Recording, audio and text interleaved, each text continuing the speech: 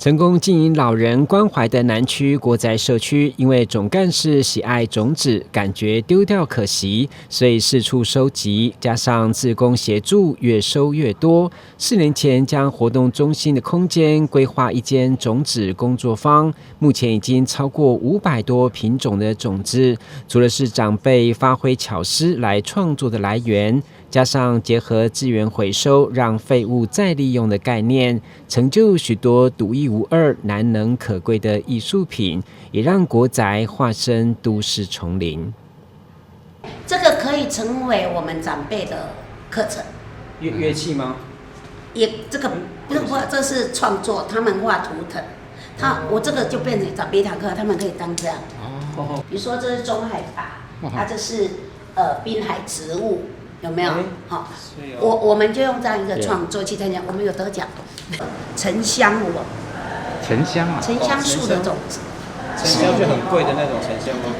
那个树，他们要的是树，他们不要这个，那我们就去捡他们不要的。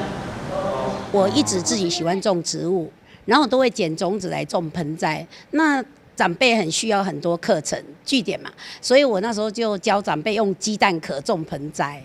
那种子就在我们活动中心后面有一棵椰子树，结果没想到长辈就开始真的种，还有让他们画脸谱。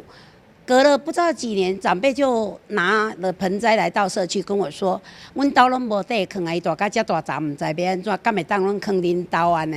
然后就放在活动中心。那有的长辈看到一个人放，就全部也都阮兜嘛几啦丛，阮拿摕来好不？所以后来慢慢活动中心就很多很多的盆栽。那我们也开始对环境有一个想法，就大家开始捡了种子，又在开始推种子盆栽这件事。可是没想到越捡种子越多，然后整个活动中心所有人，包括老人、小孩、志工进来，全部人都喜欢玩种子。我也没想到我们的理监事跟理事长他们都认同，全部人都答应，一口就答应。后来我们真的就大动作的把所有东西都毁掉，然后开始收集种子，开始放到这一间会议室来，所以它就变成一个种子学堂。总干事对每一件作品都如数家珍，因为养成习惯，利用上山下海一个一个辛苦捡拾的成果，很多单位也都感动无偿捐赠，希望让大家认识台湾原生植物之美，形成一种环境教育。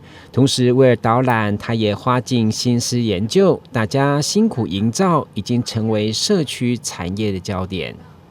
在没有经费支持之下，我们想到都是资源回收，所以你现在在种子馆看到，不管从种子也好，从它周边的很多设备，包括瓶瓶罐罐都是回收来的。那很顺利的，这间种子馆就这样成立了。那成立，我后来就觉得这样还是不够，我自己就针对社区有一些比较年轻的志工妈妈，他们好像对种子也蛮有兴趣，我就邀请他们来，我们成立了一个工作室。在这边成立一个种子工作室。那这个工作室，他们每个礼拜一都会来值班，每次来值班几乎超过5小时。不是整理种子，就是创作种子，创作文创。那目前到现在这个阶段，包括连文化局也看到我们，他也为我们安排艺术家来进驻到我们这里，所以也希望推展国宅种子文创这一块，可以成为社区的产业。